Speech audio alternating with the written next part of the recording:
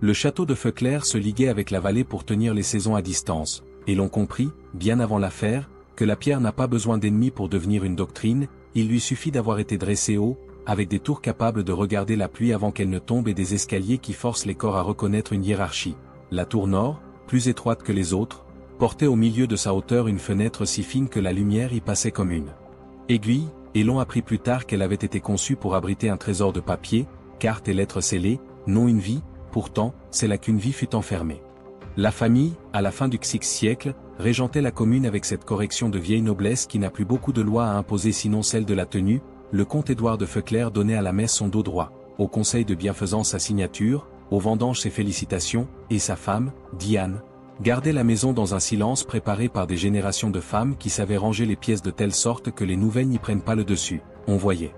encore, autour de la cour, les témoins d'un faste mesuré, des carrosses décrochées qui sentaient la cire, une sellerie tenue comme une pharmacie, des potagers aux allées droites, un verger dont la taille, chaque février, semblait dire que l'ordre appliqué aux branches garantissait le fruit. Nul ne sut dater avec exactitude le moment où le château décida de fabriquer une absence. On plaça vaguement l'événement du côté d'un automne où la fièvre avait épuisé toute la vallée, on parla d'une toux, de draps brûlants, d'une pâleur, et l'on adopta l'explication que la maison servie avec la gravité convenable, la fille aînée, Isabeau, aurait été emportée par une maladie dont on n'écrit pas le nom quand on aime les apparences. On cessa de mettre la chaise au bout de la table, on ferma deux persiennes de plus que d'habitude, on demanda aux domestiques de descendre les voiles épais, on envoya au cimetière une pierre modeste, une croix de calcaire sans date, que l'on plaça près du carré des nourrices comme pour dire que la mort, ici, ressemblait à celle qui arrive sans drame, et la vallée, soulagée de n'avoir pas à regarder une agonie, reçut l'histoire avec reconnaissance. Elle aimait quand les maisons puissantes veillaient sur leur propre misère sans réclamer de spectateurs. La tour nord, dès lors, se mit à respirer à un autre rythme, on y vit monter des paniers de linge plus lourds que de coutume, on y entendit des pas feutrés dans l'escalier en colimaçon, on y perçut, certains après-midi, un tintement d'eau que l'on eût pu prendre pour un nettoyage de vitrine si l'on avait ignoré la rigueur des gestes, et le soir, très tard, on croyait sentir un souffle derrière la lucarne trop étroite pour qu'une vie puisse s'y arrêter. Un souffle qui n'appelait personne, qui ne réclamait rien, qui persistait comme une prescription. La maison avait réglé son mensonge avec la même minutie que ses comptes, le registre des domestiques comportait une ligne rayée qu'un intendant consciencieux avait replacée plus bas dans une écriture imitant la première main, les inventaires de linge, toujours trop exacts pour être vrais, comptait une nappe de moins dans la salle à manger et 2 draps de plus dans la réserve, la cuisine augmenta sans explication la ration de bouillon. Les chevaux perdirent une sortie dans la semaine, on ferma l'accès de la tour aux ouvriers de passage, on renforça, sous prétexte de réparation des toitures, la présence d'un maçon qui connaissait assez la famille pour travailler tout un mois sans demander quelle pièce on lui confiait. Et, peu à peu, la maison réussit ce que les maisons savent faire quand elles ont décidé d'un secret, elle le dispersa dans les objets. On ne saura jamais si Diane, la comtesse, sut dès le premier soir qu'on n'enterrait pas une fille, qu'on l'enterrait vivante par étage, on se contentera d'observer que sa marche dans le corridor perdit la moitié de ses angles, qu'elle se mit à porter avec plus de soin que de coutume la clé du petit vaisselier où l'on conservait les verres de cristal, qu'elle hésita davantage devant la porte basse menant au jardin des simples, que ses doigts s'attardèrent, l'hiver, sur la pierre tiède près du poêle dans la bibliothèque, comme si elle cherchait à se convaincre que la chaleur, à défaut de partager, pouvait retenir. Elle continua de recevoir, selon les règles, les dames du district qui venaient échanger sous la tapisserie l'état des routes et des récoltes, elle fit circuler le thé sans jamais laisser s'écrire sur son visage la rature qui menace quand une pièce de la maison change de statut. Et cette fermeté d'apparence permit au comte de jouer sa partition plus facilement. Édouard poursuivit sa vie publique avec plus de nuances encore que d'habitude, il se montra attentif aux orphelins, généreux lors des souscriptions pour les victimes d'un éboulement en amont, précis dans les détails de la réfection de l'église, il corrigea, à la veille d'érogation, le palier de la sacristie, il donna des instructions de charpente aux hommes du bourg, il s'attacha à incarner, par une écriture soignée au bas des actes, la stabilité que le pays réclame aux grandes maisons en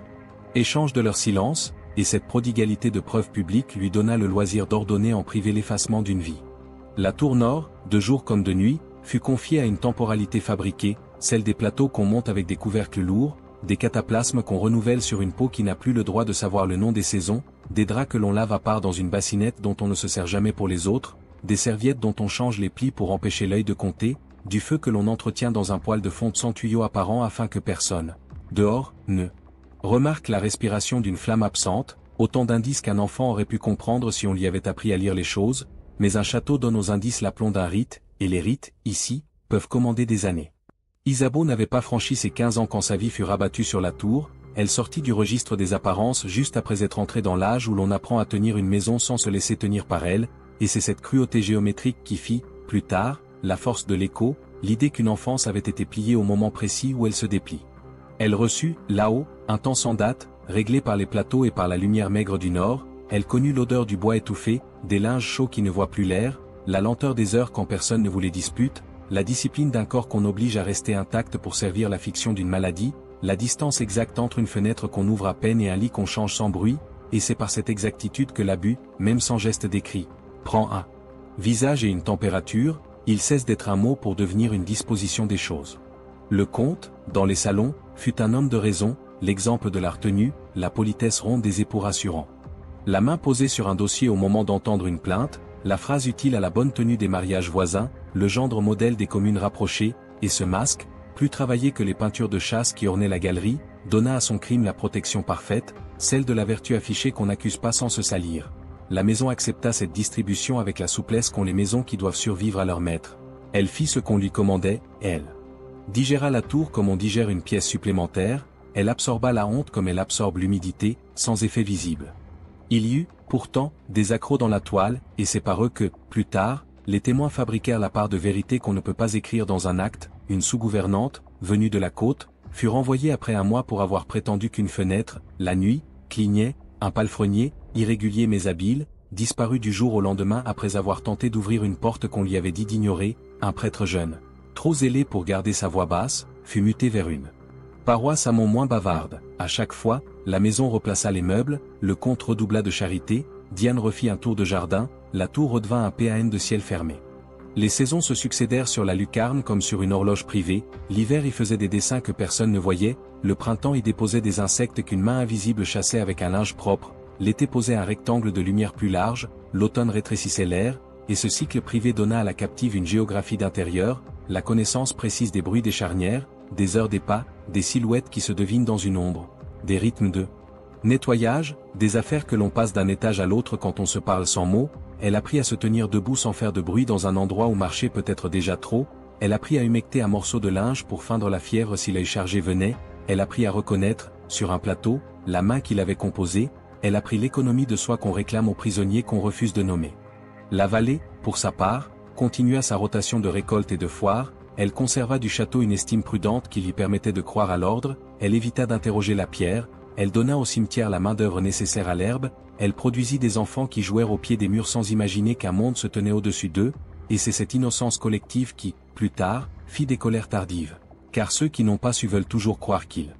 n'avaient pas à savoir. Le comte, en vieillissant sans vieillir aux yeux du pays, servit sa version avec une perfection qui n'appartient qu'aux hommes décidés à confondre leur honneur avec le mensonge, il s'intéressa à la création d'une école de filles pour calmer des consciences qui, sous sa moustache, préféraient ne pas penser, il remplaça les bancs de l'église par des rangs plus confortables, il finança des travaux de drainage en plaine. Il fit venir un médecin pour le village lorsque la grippe prit, puis lui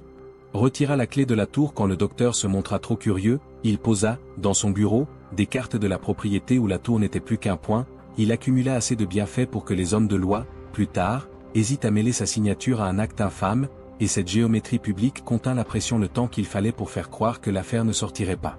Il ne suffit pourtant pas, pour maintenir une fiction, de tenir la pierre et le pays, il faut aussi régler les objets, et les objets, avec le temps, trahissent, un lien de corde se polit, un verrou change de note, un drap garde une odeur, un carnet s'épaissit, c'est par là que l'histoire se mit à prendre l'habitude d'un futur. Un jardinier trouva, un matin de gel, une courbe de pas en haut de l'escalier de service derrière la tour, des pas qui ne suivaient pas le rythme d'un domestique pressé mais celui d'un corps qui hésite, il lissa la neige de la paume, par crainte de démériter, puis s'en voulut toute une semaine de n'avoir pas su conserver la forme, une blanchisseuse remarqua, au coin d'un drap, une couture reprise de main neuve, non celle des lingères, et elle garda le secret. Par respect autant que par effroi. Une nourrice à gages, passée pour une nuit parce qu'une autre avait été rappelée au chevet de son enfant, entendit un bruit sur la pierre comme un ongle qu'on use contre un mur, et elle descendit plus vite l'escalier qu'elle ne l'avait monté, jurant de ne revenir qu'en plein jour. La maison leur offrit des gages, le comte ajouta une bourse au moment des fêtes, le temps se remit au pas, mais le château, qui jusque-là avait imposé son tempo, se découvrit, un soir sans lune, soumis à la sécheresse d'un signe que même le plus docile des intendants ne pouvait remettre à plus tard, une bougie éteinte sans raison près de la lucarne, une odeur de corde brûlée, une note griffonnée sur un morceau d'étoffe que le vent avait poussé contre la pierre et que personne ne parvint à lire, sinon cette évidence qu'une main s'était exercée à écrire sans papier. C'était la première fissure.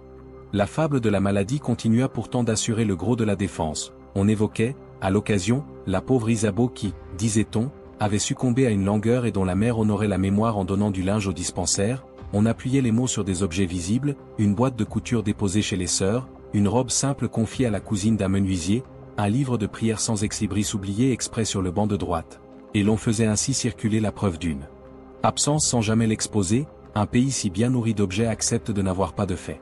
La tour, elle, poursuivit sa catéchèse d'ombre, elle apprit à Isabeau la patience que les saisons n'obtiennent des hommes que lorsque la nature s'assombrit, elle lui enseigna à se souvenir pour ne pas perdre la mesure des jours, à faire de la mémoire une seconde fenêtre, à compter les rentrées et les sorties par la musique des pas, à écouter la cheminée pour savoir si l'on viendrait tôt ou tard, à se tenir encore droite quand on visite un corps qui n'a plus de droit. La jeune fille grandit.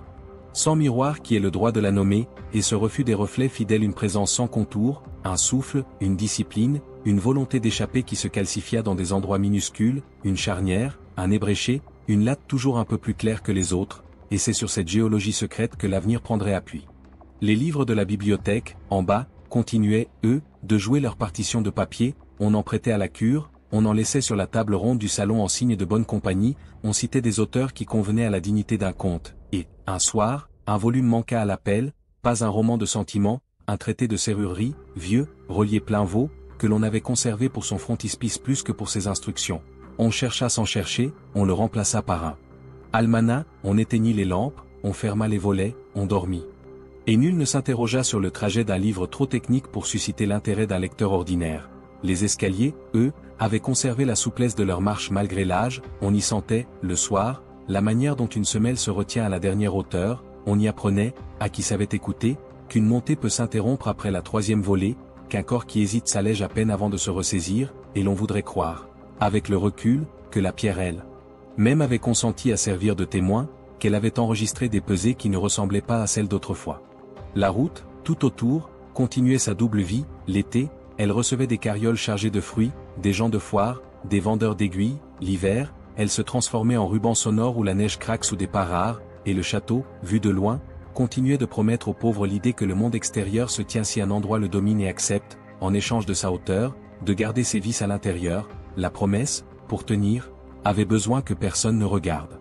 Trop longtemps la lucarne du nord, et la vallée, par obéissance ou par fatigue, respecta l'angle recommandé. Les années, dans cette économie sévère, ne vieillissent pas, elles s'empilent comme des draps propres, lisses, sans mémoire, mais un drap neuf a toujours un pli, une raideur qu'il faut casser, et l'histoire des feux clairs cassa à l'endroit où les fables se fatiguent. Une servante, au moment de jeter les cendres du poêle de la tour dans le jardin des simples, constata qu'elle contenait un fil de métal tors, un éclat de cuivre qui n'appartenait ni à une pince ni à un chandelier, un morceau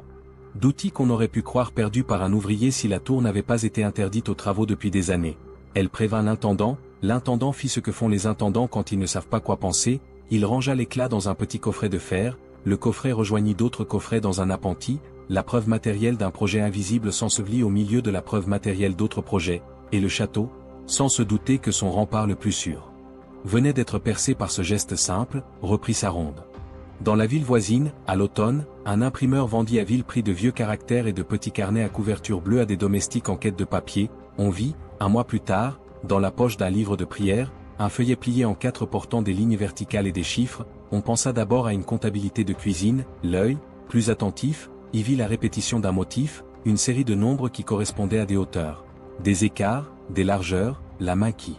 les avait tracés connaissait les marches mieux que les mots, elle parlait le langage du bois et de la pierre, et, sans oser en tirer la moindre conclusion, on glissa le feuillet dans la tranche d'un manuel de couture. Des années plus tard, la feuille deviendrait l'une des pièces de la reconstruction, non parce qu'elle racontait, parce qu'elle mesurait, et les histoires les plus tenaces sont celles qu'on peut mesurer.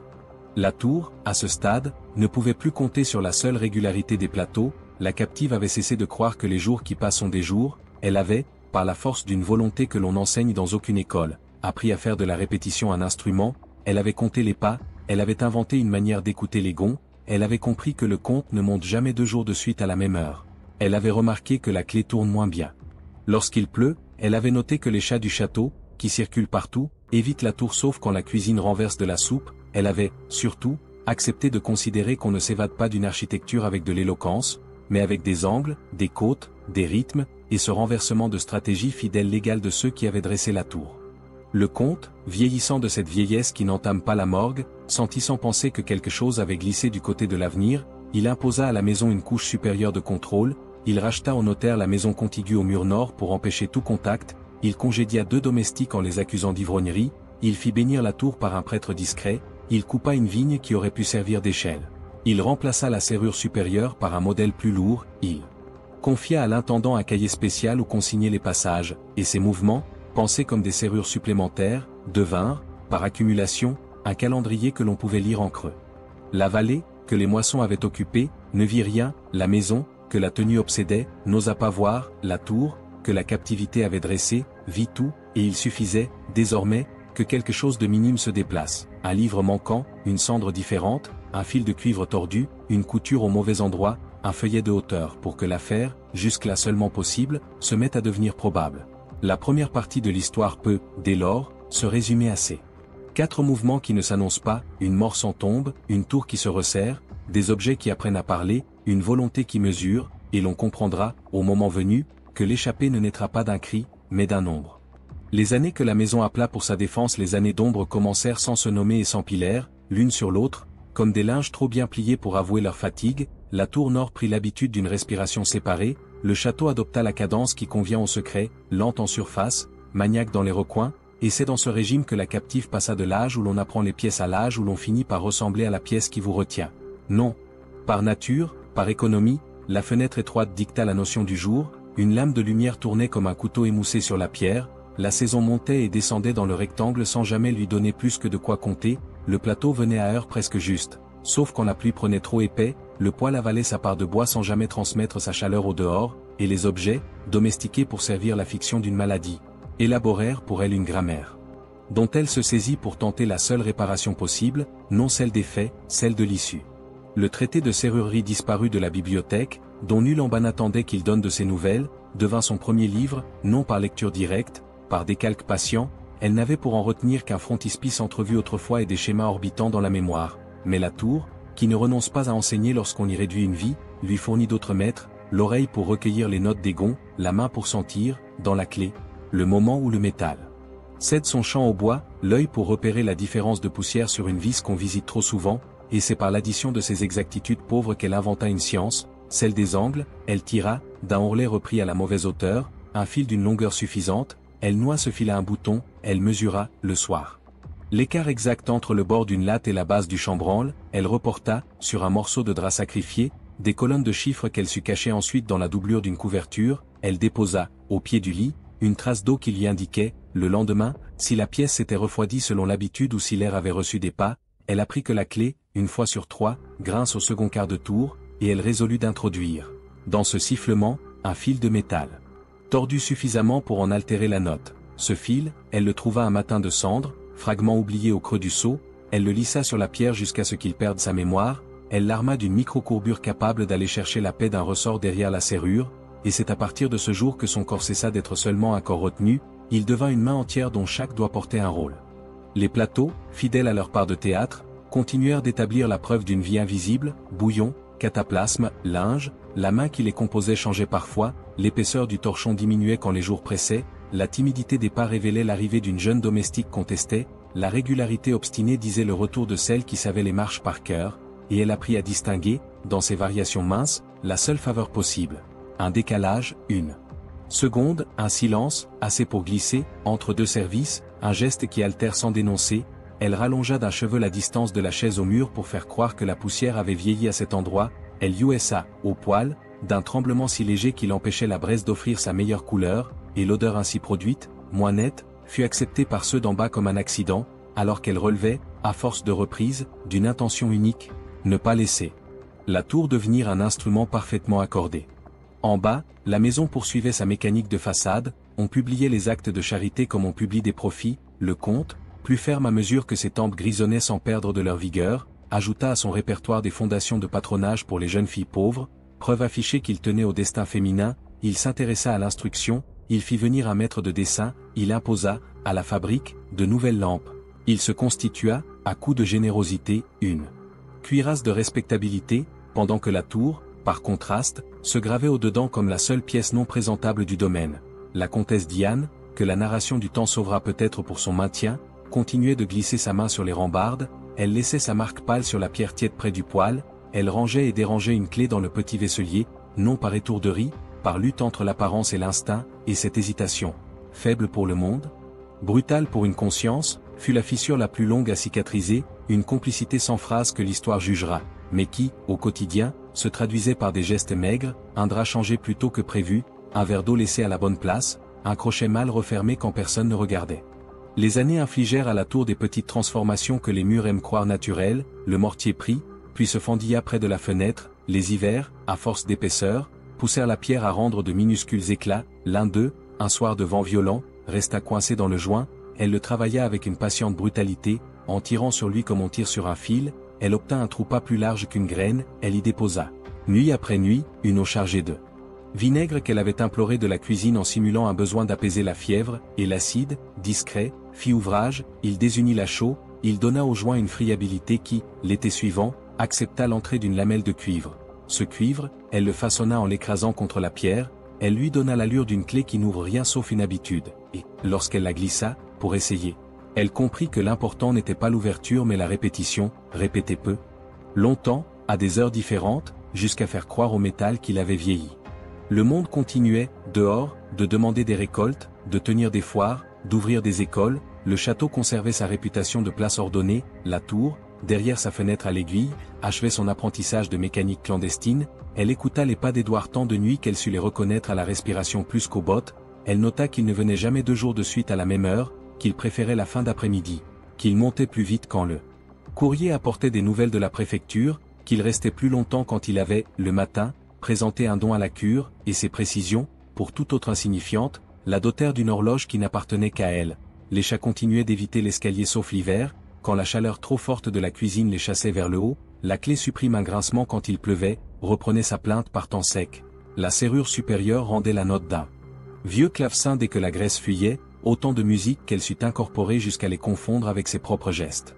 Elle fit de ses cheveux, à force d'économie, un matériel, non par superstition, par technique, elle les réunit en tresses trop fines pour retenir un corps, parfaites pour coudre des nœuds dans une corde de lin qui gagnerait, d'année en année, une consistance suffisante pour entrer en conversation avec la pierre, elle récupéra, sur les torchons déclassés, les lisières plus résistantes, elle les assembla, elle les cacha dans un ourlet inférieur de couverture. Elle consignait, sur le drap sacrifié, la longueur obtenue, elle se fixait des nombres, non pour tenir une promesse, pour tenir un protocole, elle apprit à fabriquer, avec des miettes pressées et la cire tombée près du poêle, des empreintes faciles d'un trou, elle comprit que la serrure supérieure offrait, à la 3e tentative, un relâchement minuscule sur le paneton, elle se contraignit à ne jamais forcer, elle accoutuma la mécanique au désordre graduel, non à l'effraction, car les objets pardonnent l'usage, rarement l'assaut. En bas, le 2e cercle de la maison vivait sa valse, les domestiques anciens quittaient, les jeunes entraient, certains, par crainte de l'escalier, inventaient des tours pour le contourner, on consignait, dans un cahier spécial, les passages près de la tour, l'intendant, que son zèle avait peu à peu transformé en gardien, inscrivait des heures droites, comme pour corriger la sinuosité du secret, et c'est ce cahier, plus tard, qui, mis en face des feuillets bleus ramenés de l'imprimeur, dessinerait l'architecture d'un plan, celui de la superposition des habitudes officielles et des irrégularités discrètes. Dans le jardin des simples, un bourgeon tardif sur un cassis révéla que l'arrosage avait été plus généreux que d'ordinaire, on s'aperçut, en remontant la source, que l'eau avait été puisée une nuit par quelqu'un qui ne connaissait pas le bruit du seau, la famille coupa court, elle remplaça la corde, elle changea l'emplacement du seau. Elle renforça le message, la tour, du haut, entendit la correction et ajusta sa méthode. La comtesse se retira plus souvent, l'on parla, en bas, de migraine, de faiblesse, on attribua à la peine des choses que la bienséance ne peut pas dire, la vallée toléra la discrétion d'une femme qui avait tenu sa maison sans se répandre, elle lui prêtait la vertu de supporter ce que l'on ignorait, et c'est dans cette tolérance que se cacha la longue faute, car on se sert du respect pour colmater, on le sait tous, des bords trop tranchants. Le comte fit venir un maçon pour reprendre un joint. Extérieur de la tour, le maçon posa un mortier plus serré, l'air changea, la fenêtre, à l'aiguille, abandonna un rayon entier à midi, la captive en fut privée, elle enterra la privation dans un geste de remplacement, elle déplaça son lit d'un quart de tour, elle apprit la nouvelle course de la lumière, elle contraignit la lampe à brûler de manière plus régulière, elle déroba à la cuisine, dans la doublure d'un torchon, un bout d'allumette à tête resté intact, assez pour accorder la mèche au soir quand la pluie couvrait la fenêtre. Les saisons, à force de glisser l'une sous l'autre, n'offrent plus à ceux qui attendent que des répétitions modifiées. L'été de la 7e année après la croix de calcaire fut, au dehors, généreux en fruits, au dedans, avare en silence. La maison augmenta la surveillance de l'escalier à la demande d'un prêtre ami venu bénir les greniers. Un barreau de bois fut ajouté, la serrure, changée l'hiver précédent, buta parfois sur sa propre nouveauté. Elle aimait la graisse fraîche mais pas le métal. Froid, la captive repéra ce caprice, elle se plaça, la nuit, dans la logique du verrou, elle cessa de penser comme un corps et pensa comme un ressort, elle ne demanda plus au trou de s'ouvrir, elle s'efforça d'en épuiser la résistance, par épuisement, de la convaincre. En bas, un feu de cheminée sans gravité dans la grande salle offrit un prétexte à un déplacement de meubles, on redescendit d'un étage un coffre lourd, on leva une tenture. On oublia, dans la manœuvre, un petit crochet qui servait à immobiliser la tapisserie. Le crochet, entre deux doigts, devint un outil, trop souple pour forcer, parfait pour accompagner. Elle le courba, elle l'affina sur la pierre, elle l'enduisa d'un peu de graisse prise au bord du poêle, elle le fit entrer, non dans le cœur du verrou, sur le côté, là où les serrures se fatiguent, et c'est ici que l'histoire, qui jusque-là ne donnait au dehors que la guerre lente d'une volonté et d'un métal, se chargea d'un futur. Un cliquetis, non pas. L'ouverture, une moitié de cliquetis, juste assez pour dire au doigt que la pièce venait de bouger d'un quart d'elle-même. Le château, pendant ce temps, brossait sa réputation comme on lustre un attelage, visites officielles, invitations, soupers, on louait la tenue, on fit passer un préfet entre les arbres du parc, on fit venir un photographe pour fixer les façades, on installa des nappes blanches, on marqua le gravier, on rendit à la pierre ce bal qui compose des souvenirs propres. La tour, au fond de l'image, figurait une verticale banale. Personne ne demanda pourquoi la fenêtre montrait un reflet de nuit en plein jour, c'était la plaque qui mentait, disait-on, jamais une maison. Dans la ville voisine, une blanchisseuse reconnue, dans un ourlet, la couture d'une main qui n'était pas la main de ses compagnes, elle garda sa constatation comme un pépin sur la langue, elle rentra la nouvelle chez elle avec la fatigue du soir, elle l'Y abandonna, la fatigue est le meilleur allié des châteaux. Les années se jouèrent encore 2 ou 3 tours de roue, la comtesse maigrit, le comte se raidit, la vallée vieillit sans vieillir vraiment, les enfants devinrent des adultes qui avaient trop entendu les mêmes histoires pour que leur curiosité survive, la tour perdit, un matin de verglas, un flocon de mortier qui suffit à créer, dans le joint, une différence d'humidité, elle savait désormais lire ce type de changement, elle s'en servit pour choisir son jour. Car une évasion, ici, ne se tranche pas comme une corde, elle s'arrondit, elle se prépare avec la délicatesse d'un repas sans invité, elle attend l'heure où la maison joue pour d'autres sa propre légende et où l'escalier reçoit trop de pas pour reconnaître le pas qu'il devrait craindre. L'automne dérogation convainc, on occupe alors les pièces basses, on assure le passage des processions, on nettoie, on parle, on oublie l'étage, on place des fleurs où l'on ne cherche pas, on garde la tour pour ce qu'on raconte d'elle. Ah! Simple PAN de mur, et c'est sur ce camouflage qu'elle appuya son dernier mois. Elle rallongea d'un pied sa corde de lin, elle reprit la courbe du crochet, elle graissa avec parcimonie, elle prépara, sous le lit, la cage du drap chiffré qu'elle abandonnerait comme un inventaire, non comme un adieu, elle plaça dans la doublure de sa robe le petit feuillet où dormaient les hauteurs des marches, elle dessina, avec une bougie passée sur la pierre, un rectangle à franchir sans toucher la latte qui chante, elle s'astreignit, les 3 dernières semaines, à n'essayer la serrure qu'un soir sur 2 pour ne pas exciter la mécanique, elle réduisit sa respiration en approchant du métal, elle apprit au corps à passer proche du trou sans l'appeler, elle exerça la main à l'idée qu'un verrou n'est pas un mur, c'est une fatigue que l'on déplace vers sa propre fin. Au dehors, le comte prépara sa procession, il vérifia l'alignement des chandeliers, il donna des consignes pour les nappes, il fit venir le photographe, il plaisanta avec le curé. Il construisit, pour le pays, l'illusion d'une maison transparente, et cette transparence, surchargée ce jour-là, lui coûta la seule chose qu'elle ne contrôle pas, 1 minute. Le soir choisi se posa, par docilité, sur les pierres, la cuisine envoya des plateaux vers la grande salle, les marches furent délaissées juste assez pour perdre leur vigilance de bois, la clé, au second quart de tour, rendit la note qu'elle réclamait, le crochet trouva son appui, la corde, serrée sous le lit, accepta sa fonction, la fenêtre, à l'aiguille, donna un carré de nuit suffisamment stable pour que la main sente sa propre force. Et toute cette orchestration, tenue depuis des années par un même corps, atteignit, non l'issue, l'ébauche d'issue, le bruit discret d'une mécanique qui consent, la vibration d'un battement dans la gâche, la paix immédiate qu'éprouve un métal quand on l'a respecté assez longtemps pour qu'il s'ouvre sans se sentir trahi. C'est à cette frontière, au bord d'une porte encore close et déjà vaincue, que la partie se termine pour l'ombre et s'ouvre pour le bruit, le moment exact où le château, qui s'est raconté tant d'années comme l'instrument d'un silence, commence à devenir, contre sa volonté, un récitant. Le soir choisi, celui que la procession avait vidé de vigilance au profit des salles basses, posa sur la tour un cristal de silence où la mécanique, enfin, accepta de devenir une main, la clé supérieure rendit la fraction de notes que des années de patience lui avaient enseignée, le crochet, affiné à force d'être frotté contre la pierre jusqu'à ne plus peser qu'à peine, trouva son appui dans la fatigue du ressort, le fil de lin, nourri de mèches tressées et d'ourlets volés au temps, serra le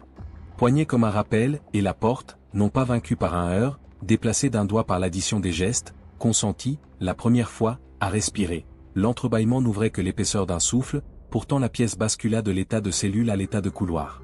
Car un couloir est d'abord un air nouveau, et la captive, qui avait appris à confondre son corps avec la géométrie du lieu, sut joindre au métal la décision du pied, elle glissa hors du rectangle avec l'économie de ceux qui n'ont plus de rechange, elle accueillit l'odeur du bois ancien comme on accueille une saison perdue, elle se coula dans la vis du colimaçon où la pierre garde les pas des premiers maçons, elle compta, mentalement, les hauteurs que le feuillet bleu avait alignées, elle évita.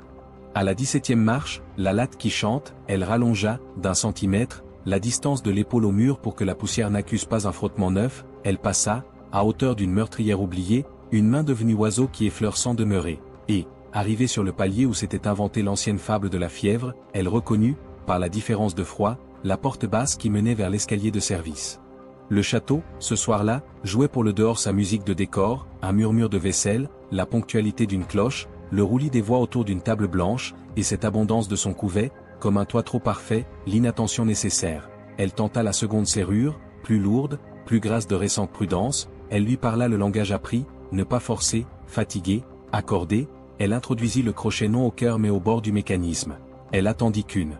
respiration venue d'en bas donne au métal l'envie de se déplacer pour se faire entendre, elle obtint, après 3 essais sans excès, un quart de cliquetis, assez pour consentir à penser qu'il y aurait une suite, pas assez pour risquer le bruit entier, elle recula, non par renoncement, par stratégie, car la maison, qu'on croit tenir en l'ouvrant, se tient souvent mieux si on apprend à la refermer.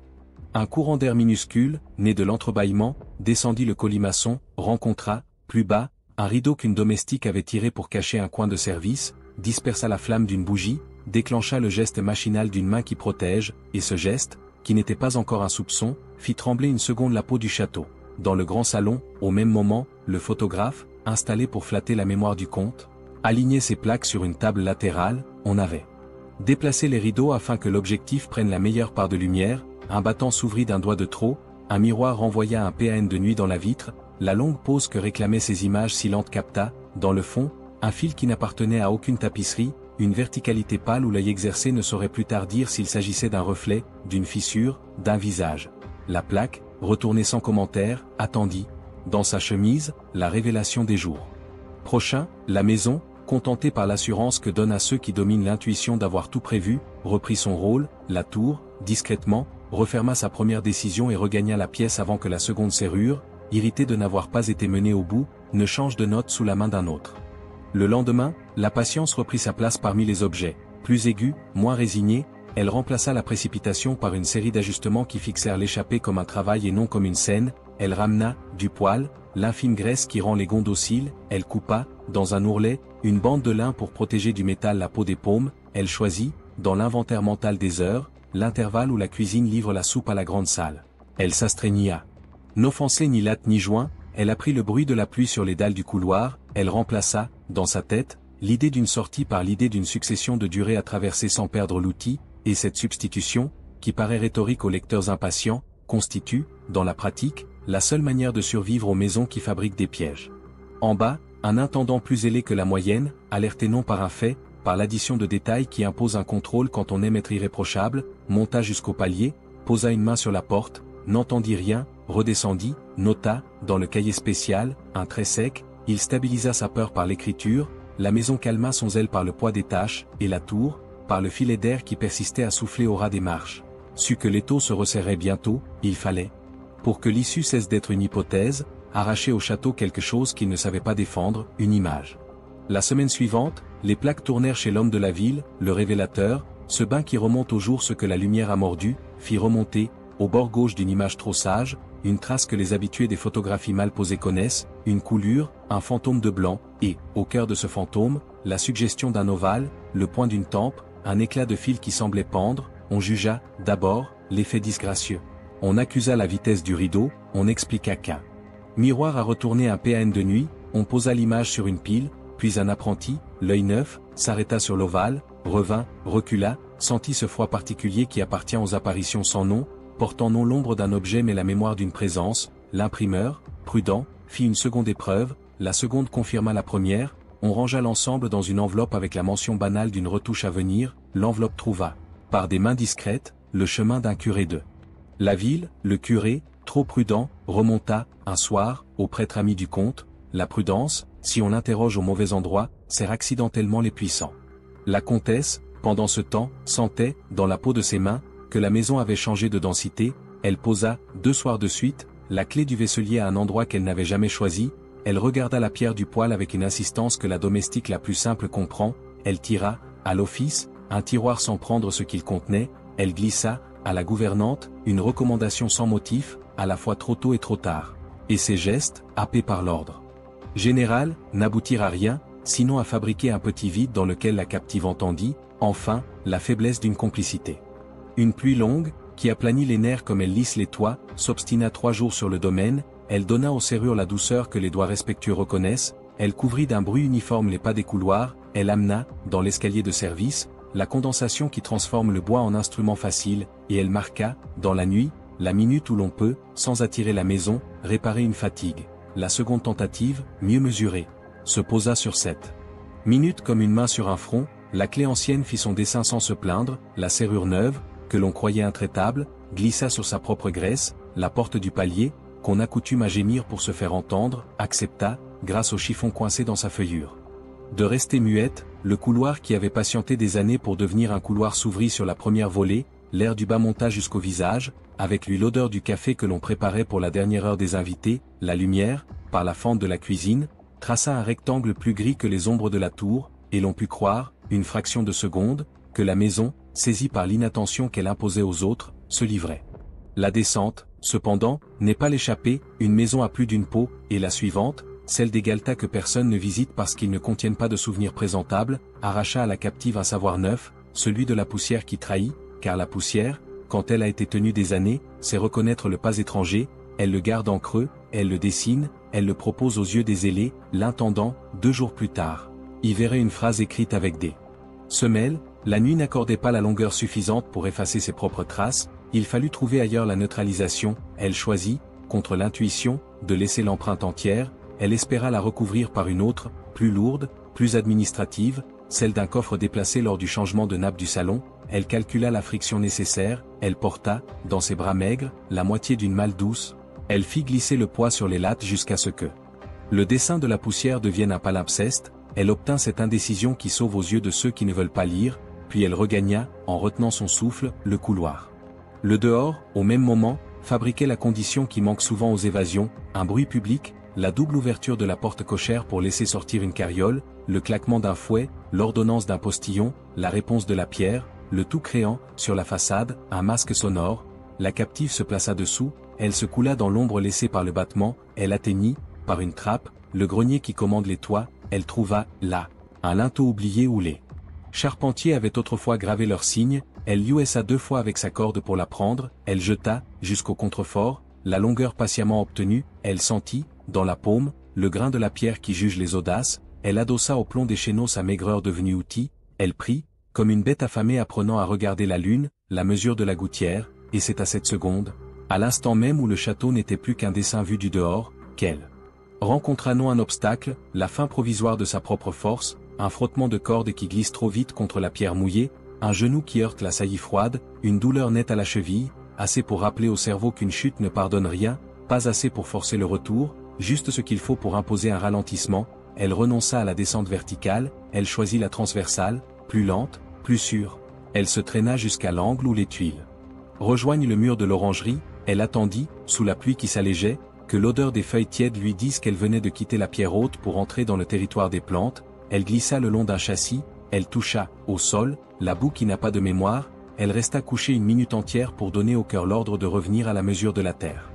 L'orangerie, gardienne de feuillage dans un monde de murs, offrit, pour la première fois en des années, l'expérience d'un air qui ne tient pas ses secrets. Il sentait la terre, l'eau, une orange morte, un savon. La captive s'y cacha non par théâtre, par nécessité. Elle ramassa, parmi les pots, un tuteur, elle en fit une canne, elle mesura ses pas jusqu'à la porte basse qui donne vers l'allée. elle évita la flaque qui garde les empreintes, elle gagna, en boitant, le coin du jardin des simples. Elle se suffisait, désormais, de l'idée d'un pas suivant.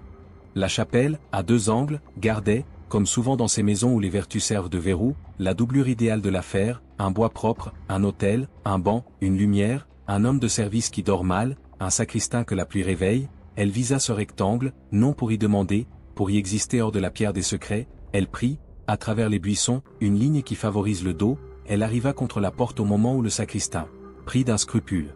météorologique, venait vérifier le toit. La rencontre, muette, se fit par cheville et par main, une silhouette contre une autre, une cheville qui cède, des doigts qui rattrapent, et, dans la lumière pauvre de ce matin-là, le sacristain reconnut non un visage, une ressemblance, l'ombre d'une mère dans les yeux d'une fille qui n'était pas censée exister. La mémoire d'un baptême ancien traversa sa nuque. La vérité, qui n'aime pas les phrases, préféra un son, celui du battant qu'on tire pour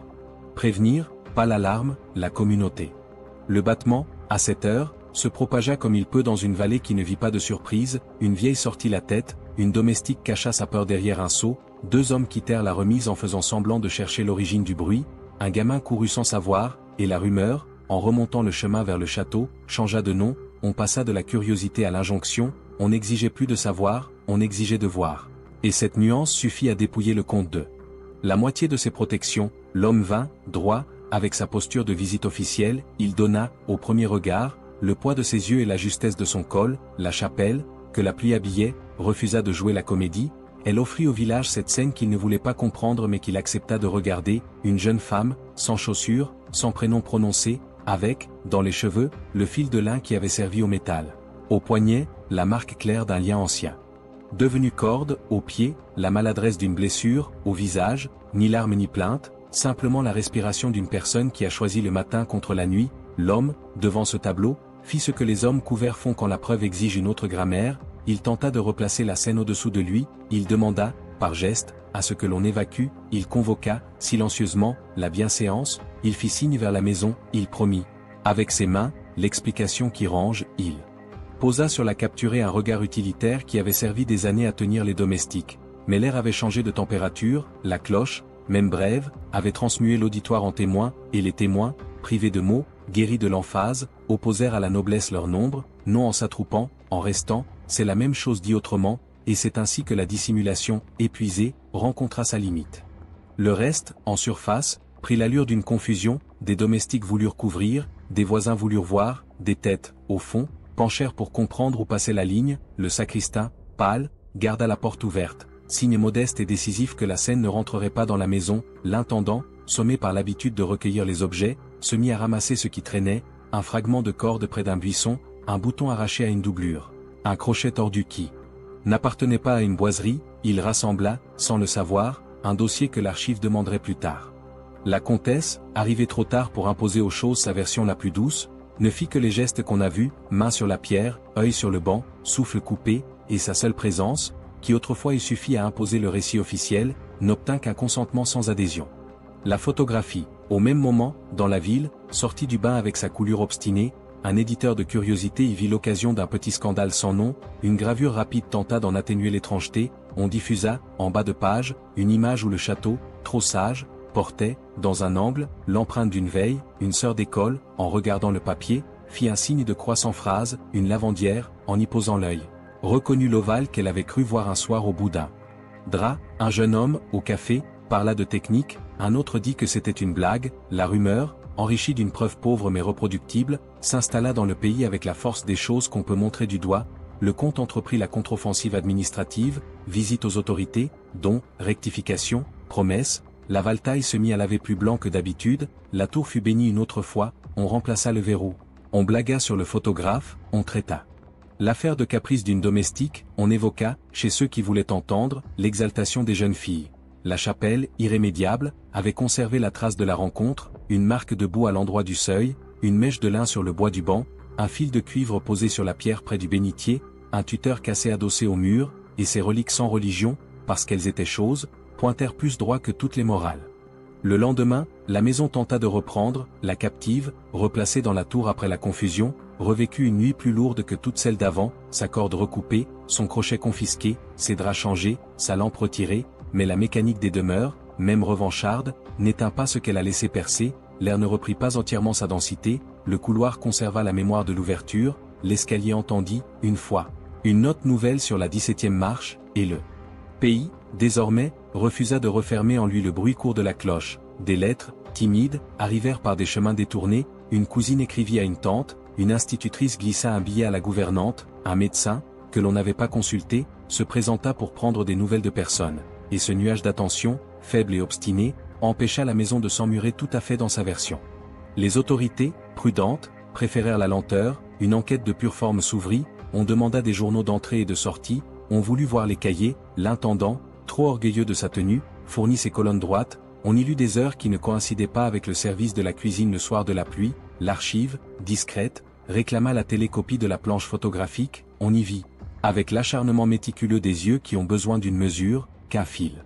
descendait du haut du cadre avec une régularité que les défauts de verre ne possèdent pas, on plaça, sur une table, le fil coupé trouvé près du buisson, on le compara à la fibre apparente sur l'image, on énonça, sans musique, que les deux fils se ressemblaient assez pour obliger à regarder la tour autrement. La suite, pour cette partie, ne tiendra pas dans les mots qui aiment conclure trop tôt, elle tiendra dans la pesanteur des choses qui s'installent, le château perdit l'avantage de l'invisible, la tour cessa d'être un PAN de mur pour devenir un lieu avec une histoire, la vallée comprit que l'honneur n'est pas une monnaie qui se régénère par des dons, la captive gagna, dans la mémoire du pays, un statut que la maison n'avait jamais voulu lui accorder, celui d'une personne dont la respiration a été volée puis rendue, et l'idée même d'un procès, non de théâtre, de silence, commença d'assembler ses bancs, il fallait, avant cela, que la tour livre ses objets, et c'est ce qu'elle fit, à sa manière, en laissant, lors du nettoyage hâtif ordonné par l'intendant, apparaître, sous la couche récente, le feuillet bleu cousu dans la doublure, le drap chiffré, la suite de nombres alignés comme des marches, la petite empreinte de cire où l'on reconnaissait la tête d'une allumette relâchée trop vite, l'angle du chambranle plus lisse que l'autre, le contrefort rayé de neuf au niveau de l'orangerie. Ces détails, posés sur une table de bois, racontaient plus droit que les paroles ce que la maison aurait voulu noyer sous des protestations, et l'on peut dire, sans rompre le fil, qu'à partir d'eux la vallée sut quelle grammaire choisir, non celle du scandale, celle de la preuve. Le lendemain des preuves étalées sur la table, la vallée comprit que la suite ne ressemblerait pas au drame que les foires aiment ressasser, elle prit la forme plus lente et plus lourde de ce qu'on nomme, quand on veut rester propre, une procédure, et qui, dans un pays tenu par les convenances, n'est qu'un long atelier où l'on polit les faits jusqu'à ce qu'ils cessent de blesser. Un greffier visita la maison en tenant la plume comme on tient un fil à plomb. Un médecin de district s'épuisa à écrire des mots qui ne s'appliquaient pas à une vie enfermée mais à des dossiers qui se répondent, une religieuse fut invitée à regarder sans voir, un intendant offrit ses cahiers alignés avec la fierté de ceux qui croient qu'une colonne droite suffit à laver une marche tachée, et l'on inventa pour la captive une catégorie qui soulage les consciences et confisque les corps, une faiblesse de l'esprit, un besoin de protection, une maladie des nerfs. Autant de manières d'empêcher la justice de prendre sa place sans avouer qu'on la refuse. Le comte, usant du meuble qu'il avait patiemment constitué au fil des années, rencontra des autorités trop reconnaissantes pour être libre, il posa sur des tables lisses de sous-préfecture la preuve de ses bienfaits, il distribua des promesses à la fabrique, il laissa, chez un vicaire soucieux de ses murs, l'enveloppe qui retarde les élans, il recommanda la prudence à ceux qui confondent la vérité avec la parole, et la machine, obéissante à la géographie plus qu'au droit, choisit la voie moyenne où l'on recule en écrivant que l'on avance, on confia à la maison, sous condition d'amélioration, la garde de la jeune femme que les registres s'obstinèrent à nommer comme si le temps avait figé sa 15e année, on imposa une surveillance dont l'intendant se félicita d'être le pivot, on demanda au prêtre de bénir les pierres, on confia à un médecin de ville une expertise que l'on retira avant qu'elle ne s'écrive. On invita la comtesse à donner au dispensaire quelques pièces de linge. Afin que le pays se concentre sur ses gestes faciles, et l'on décréta, avec une indifférence qui se confond si bien avec la délicatesse qu'on la prend pour elle, qu'il convenait de ne pas nourrir la rumeur. La chapelle gardait pourtant dans son bois la marque d'un matin où la cloche avait choisi son camp, l'orangerie exhalait encore l'odeur des feuilles tièdes sous la pluie, l'archive municipale, avec sa patience prévue pour les siècles, fit copier les feuillets bleus, enroula dans du papier neutre le crochet de cuivre, recueillit un fragment de corde recousue de cheveux, conserva la photographie imparfaite où l'ovale s'imprimait à la marge, moins pour accuser que pour conserver. Car dans ces pays, où les vérités prennent la forme des saisons, on sait qu'il faut du temps pour que les choses déposent leurs sédiments, l'affaire, dès lors, se partagea en deux couches, au-dessus la version d'apparat, polie par les dons, par les visites, par les sermons, au-dessous la version matérielle, tenue par des objets, par des auteurs notés, par des mains anonymes qui savent additionner les preuves sans lever la voix. La captive fut retirée de la tour avec la solennité qu'on met à réparer une erreur de rangement, on la déplaça vers une pièce plus basse qui donnait un carré de jardin, on reprit le vocabulaire de la convalescence, on la vêtit d'une robe claire qui se voulait apaisante, on confia à une sœur la mission de tenir la fenêtre ouverte à des heures convenables, on inventa des règles d'air et de lumière qui, en apparence, combattaient l'ombre sans toucher à son principe, le principe restait le même. Reprendre à celle qui avait forcé la porte le droit d'écrire son propre souffle, elle accepta cette translation comme une étape dans un long travail qui avait commencé à la première mesure, elle compta les pas jusqu'au jardin, elle apprit le grincement d'un loquet neuf, elle nota la fréquence des visites qui n'avaient pas de raison, elle reconnaissait, dans la voix retenue de la religieuse, une pitié vraie et une contrainte supérieure, elle entendit, dans les couloirs, des conversations qui rejoignaient, par des chemins tortueux, la décision d'une commune d'accorder aux grandes maisons plus de crédit qu'aux preuves, et elle s'astreignit à survivre sans confondre la survie avec le pardon. Le comte, convaincu que l'éclat pouvait se dissiper sous une couche plus épaisse d'actions exemplaires, intensifia ses œuvres, il s'occupa des écoles, il donna du bois lors d'un hiver trop net, il proposa au curé une réparation de la toiture de la sacristie, il fit venir, pour la fête patronale, un orchestre de la ville, il multiplia les preuves d'un homme dont la main droite ignorait ce que la main gauche avait dicté aux serrures, et le pays, embarrassé d'avoir vu trop près quelque chose qu'il préfère reléguer au roman, lui accorda un sursis. La comtesse, qui avait vieilli d'une décennie en un trimestre, se déplaçait avec la précaution d'une femme que l'air accuse, elle choisissait ses itinéraires dans la maison comme on choisit un évangile pour un enterrement, elle serrait, dans le vaisselier, la clé qu'elle avait trop souvent touchée sans la tourner, elle ralentissait devant la pierre du poêle comme on ralentit devant un autel, elle glissait, lorsque personne ne la regardait. Un linge propre dans une corbeille destinée à la pièce basse, geste trop simple pour réparer, assez net pour que l'archive l'inscrive un jour dans la colonne des choses qui prouvent qu'une maison n'est pas un monstre mais un lieu où des monstres obtiennent des servitudes.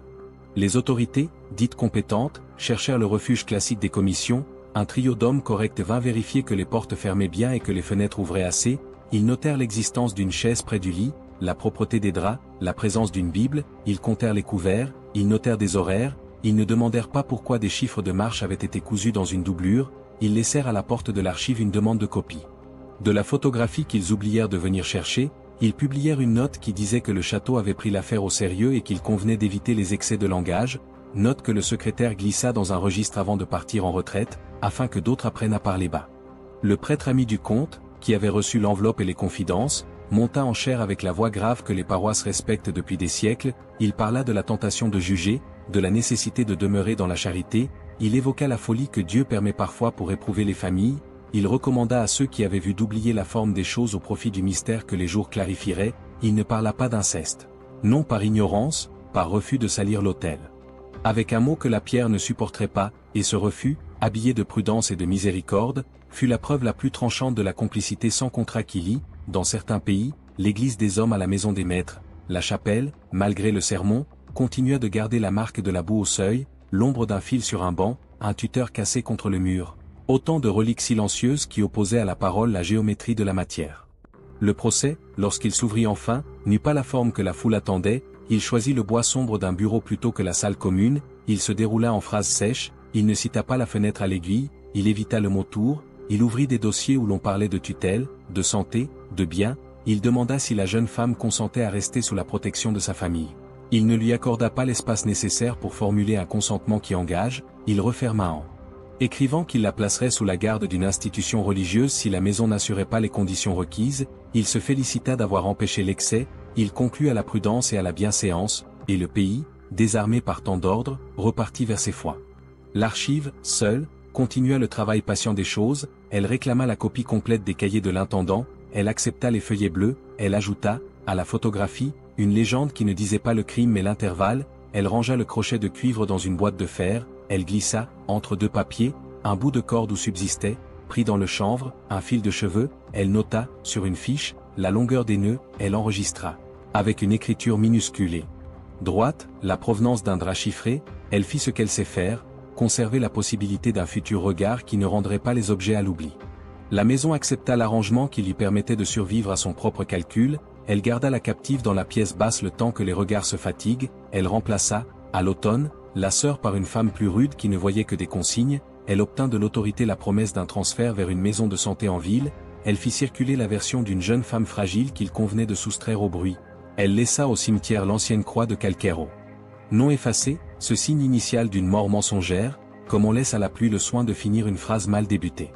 La comtesse, toujours plus pâle, traversait les couloirs comme on traverse un récit qu'on n'a pas le droit de corriger, elle couvrait, à heure fixe, la pierre du poil de sa main, elle ralentissait devant la porte où la clé du vaisselier avait trop souvent dormi, elle n'osa pas dire l'essentiel, non par ignorance de la faute, par impossibilité de renverser la charpente, et ce mutisme, entretenu par des générations d'obéissance, inventa pour elle une dernière logique, celle de mourir avant que le pays n'ait prononcé les mots qu'elle avait retenus. Sa disparition, rapide et rangée, fournit au comte un surcroît de respect et une nouvelle brique pour son mur d'immunité.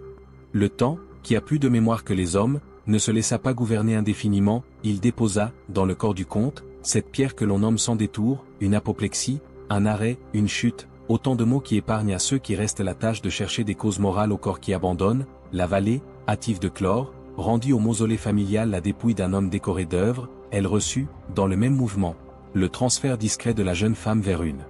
institution religieuse en ville, elle accepta que la maison retrouve son visage d'ordre, elle envoya, le dimanche, des prières pour la paix des âmes, elle cessa, pendant des années, d'oser prononcer le nom d'un crime qu'elle avait regardé sans le nommer.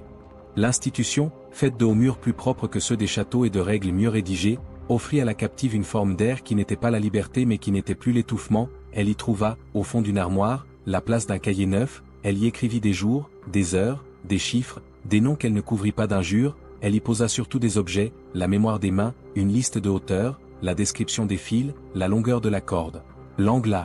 l'orangerie, la forme du tuteur cassé, la boue de la chapelle, la photographie au bord pâli, autant de fragments qui ne cherchaient pas un lecteur mais un asile, et ce cahier, confié plus tard à une nièce de sœur qui savait lire sans romancer, trouva, par les voies sinueuses qui sauvent parfois les pays du silence, le chemin d'une boîte d'archives où il sommeilla sous l'étiquette pauvre d'un inventaire. Le château vécut, à partir de là, comme vivent les maisons qui ont traversé plus que leur part de mensonges, en s'appliquant à devenir lieu commun de mariage et de réception, en montrant ses façades aux voyageurs, en masquant la tour avec du lierre, en prétendant que la lucarne ne servit jamais qu'à garder des cartes, en ajoutant, avec la modernité, des images qui disent l'innocence quand on les regarde sans savoir. La vallée consentit à cette amnésie utile parce qu'elle n'avait pas trouvé, au moment nécessaire, l'énergie de casser la charpente du récit public, l'archive, à distance, conserva la part de gravité que l'histoire exigea d'elle, elle classa, elle décrivit, elle mit des numéros, elle garda vivant, sous le papier brun, ce que la pierre avait refusé de dire, et le siècle, plus tard, viendrait réclamer cette boîte pour écrire, non pas une revanche, une vérité que les objets préfèrent aux déclamations. La fin de cette partie n'appartient pas au comte, ni à la comtesse, ni au prêtre, ni au greffier, elle appartient au fil recousu dans la corde, au crochet de cuivre redressé, à la poussière déplacée sous une malle, à la hauteur notée sur un feuillet bleu, à la trace de boue au seuil d'une chapelle, à la photographie mal posée, à la main sur la pierre chaude d'un poêle, autant de témoins qui n'écrivent pas mais qui imposent, par leur persistance, un futur possible. C'est par eux que, des années plus tard, un regard ne se contenterait plus d'entendre la version rangée, c'est par eux que l'archive ouvrirait sa boîte, c'est par eux que la jeune femme cesserait d'être une figure pour redevenir une personne, c'est par eux que le pays, obligé de vivre avec sa propre bienséance, consentirait à prononcer le mot que tant d'églises et de salons avaient refusé, et c'est par eux que l'écho, enfin, passerait la montagne. Le siècle suivant posa sur l'affaire un couvercle d'habitude et de fêtes de village, le château prêta, pour des mariages et des photographies d'été, ses façades disciplinées, on laissa l'orangerie redevenir un décor de noces, la tour se couvrit d'un lierre qui se voulut innocence, et la vallée, soulagée d'avoir survivre sans phrases trop lourdes, préféra montrer aux voyageurs l'alignement des ifs plutôt que la lucarne à l'aiguille, la boîte grise, à l'archive, patienta sous des inventaires. Plus bavard, elle se laissa dépasser par des plans de pont, des registres d'impôts, des affiches de bal, elle attendit comme attendent les objets qui savent qu'ils seront un jour convoqués, non par les hommes pressés, par une main assez lente pour tenir la vérité sans la casser. Ce jour vint sous la forme banalement moderne d'un chantier, un été de restauration financé par des subventions qui exigent des bilans et des explications, on remonta des échafaudages, on libéra des pierres, on retira avec prudence le lierre qui promettait trop de vertu, on ouvrit, pour la photographie des financements, la tour à un œil d'expert, l'expert, avec ses chaussures qui ne sonnent pas sur les marches et son carnet quadrillé, prit la mesure d'un joint, lissa du doigt une rayure ancienne, s'arrêta sur un chambranle lustré d'un côté, mat de l'autre, demanda une copie d'un plan disparu, reçu, quelques jours plus tard, de l'archive, en plus des plans demandés, la boîte que l'étiquette identifiait comme un dépôt sans urgence, il posa sur sa table d'hôtel la corde recousue de cheveux, le crochet de cuivre redressé, le feuillet bleu aux hauteurs, la photographie pâlie, la petite empreinte de cire, le drap chiffré, il ne romança pas. Il mesura, il décrivit, il superposa, et Cette fois, la patience des objets trouva un lecteur dont la langue et la méthode n'appartenaient ni au comte ni au curé. Le rapport, écrit avec cette sécheresse qui protège, nomma les choses sans chercher d'effet, il indiqua la correspondance entre les chiffres du feuillet et les marches, il nota la trace de linteau rayé au niveau de l'orangerie, il relia la photographie à la position de la fenêtre et de la glace déplacée ce soir-là, il pesa la corde, il mesura le crochet, il data les fils, il recommanda, pour mémoire, l'installation d'une signalétique sobre. Il conclut à l'existence matérielle d'une captivité.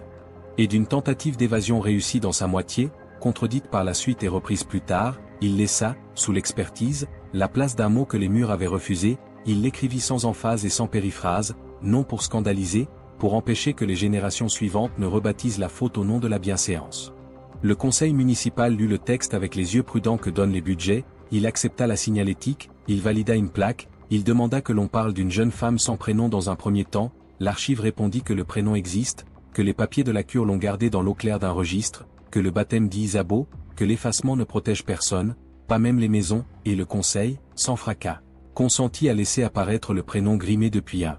siècle. On posa, au bas de la tour, une plaque brève qui ne raconte rien de plus que ce que la pierre accepte. On n'y grava ni rage ni roman, seulement des hauteurs, des dates, un prénom, l'existence d'un fil, la mention d'une photographie, l'inventaire des objets conservés, une phrase sur l'obligation de tenir les vérités au propre.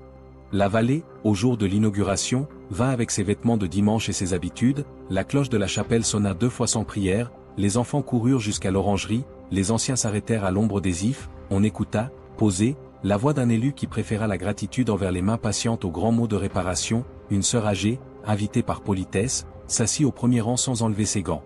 L'archiviste plaça à hauteur d'yeux le crochet de cuivre et un morceau de corde sous verre, les guides temporaires apprirent, en une nuit, à prononcer Isabeau doucement, la comtesse, depuis son marbre, n'objecta rien, le comte, réduit à ses dates, perdit l'apanage du silence. La chapelle, le soir, reçut des pas qui n'étaient pas ceux d'une procession, des gens vinrent regarder la marque de boue au seuil qu'un restaurateur a décidé de ne pas effacer. On posa sur le banc une mèche de lin trouvée. Plutôt dans un tiroir, on laissa le tuteur cassé dans un coin comme un outil, non comme un symbole, la photographie passa de main en reproduction, on y montra l'ovale pâle en expliquant que les images, parfois, gardent dans leur bord la part de nuit qu'on voudrait enlever en recadrant.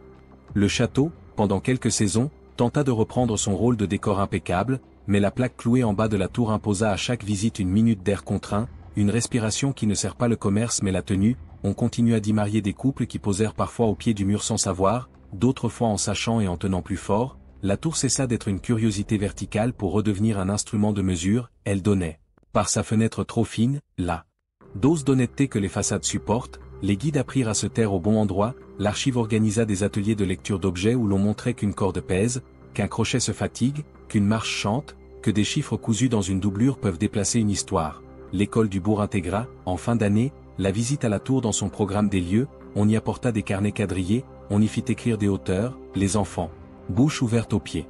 Du colimaçon, ne reçurent pas de romans, on leur donna des nombres, des mètres, des grammes, on leur montra la lucarne, on leur fit toucher la pierre, on leur expliqua que la morale s'apprend parfois par la patience des choses plus que par les sermons, et c'est ainsi que la vallée, sans se proclamer convertie, apprit à désapprendre la complaisance.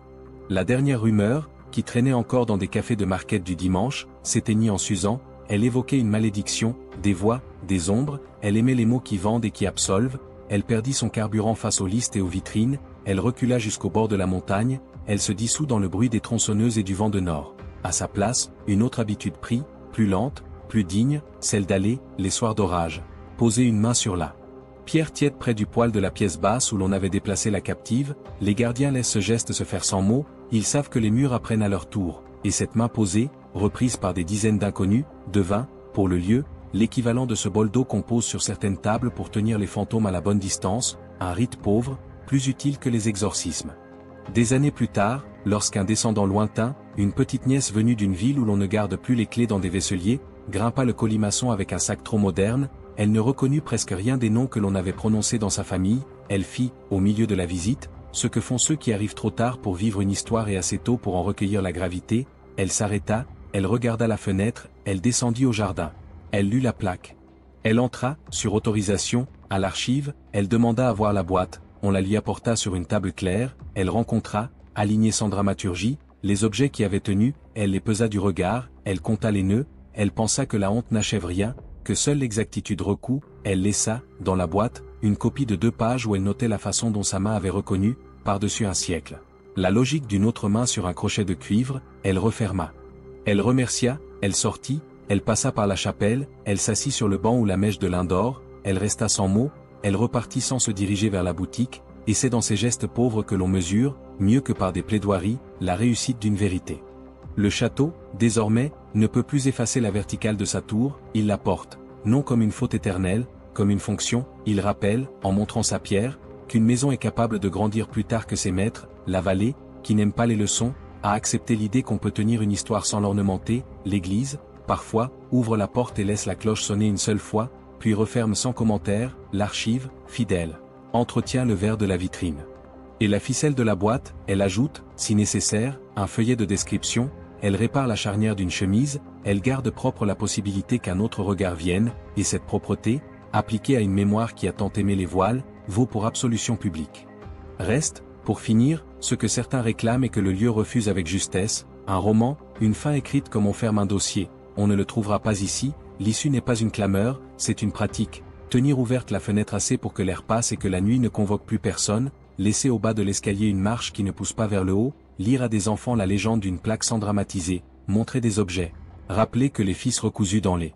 cordes sont plus têtus que les monuments, accepter que la justice, quand elle n'a pas su, puisse au moins nommer, et nommer sans hurler. Ainsi la tour, débarrassée du lierre et des comptes, rend à Isabeau ce que la maison lui avait volé, un prénom lisible, une place dans le registre, une mesure dans un cahier, une main sur une pierre chaude, et la vallée, en passant, s'aperçoit que ce qu'elle croyait être un point noir est devenu une méthode de lumière. Une aiguille qui coud des saisons au lieu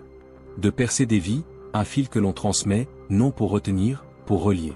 Quand la nuit tombe, la fenêtre étroite ne paraît plus un œil, elle devient une couture, la pierre respire, l'orangerie garde sa tiédeur, la chapelle son silence net, la plaque son texte maigre, la vitrine son crochet et sa corde, et le château, qui a renoncé à se raconter comme une gloire, consent enfin à n'être que ce qu'une maison devrait être, un endroit qui apprend à réparer.